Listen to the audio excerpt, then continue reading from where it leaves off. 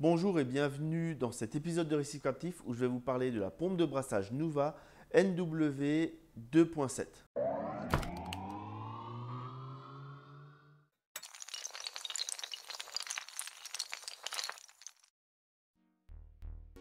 Cette pompe de brassage Nuva, elle est intéressante parce qu'elle est adaptée à des petits bacs, ce qui est quand même la majorité des bacs marins aujourd'hui. Elle est facile à régler et à nettoyer et je l'ai testée chez moi dans ma batterie. Alors, au niveau de la fixation, ici, ce n'est pas des aimants, c'est une ventouse. Donc, on vient comme avec le GPS, on vient mettre l'aimant contre la vitre et on vient le valider ici. Après, on peut mettre un petit élastique qui vient refermer là pour éviter que ça s'ouvre tout seul. En termes de brassage, on peut facilement l'orienter dans toutes les directions. Il suffit d'avoir un petit peu d'imagination. L'angle ici, il n'est pas si énorme que ça, mais je pense que dans un petit bac, ça suffit largement pour trouver la bonne position. Pour ce qui est du contrôleur, donc c'est du tout ou rien.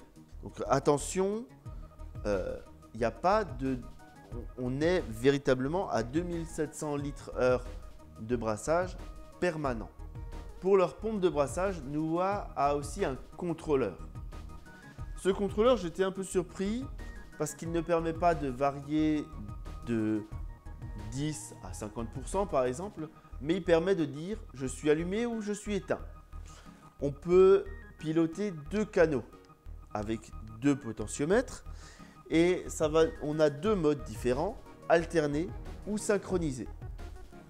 Donc soit les deux pompes tournent en même temps et s'arrêtent en même temps, soit pendant que l'une tourne, l'autre s'arrête.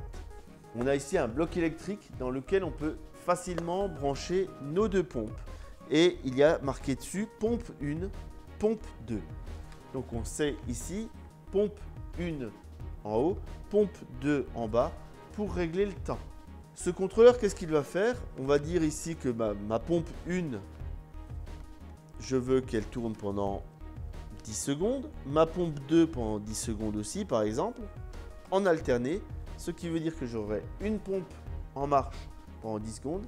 Les 10 secondes suivantes, ce sera la deuxième, et ainsi de suite. Ne faites pas trop court. On commence ici à 5 secondes, mais il y a quand même le temps que la pompe se mette en route.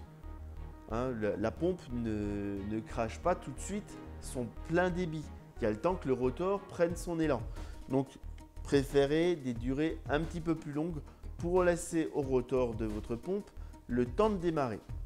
C'est un contrôleur simple et efficace qui est idéal pour faire un brassage alterné dans un petit bac et ainsi éviter des zones mortes de brassage en ayant deux pompes mais en ne faisant pas tourner les deux en même temps. C'est pour cette utilisation-là un contrôleur intéressant. J'espère que cet épisode de Récif Captif vous a plu. Si c'est le cas, n'hésitez pas à lâcher des pouces bleus sur YouTube et je vous dis à bientôt pour d'autres épisodes de Récif Captif.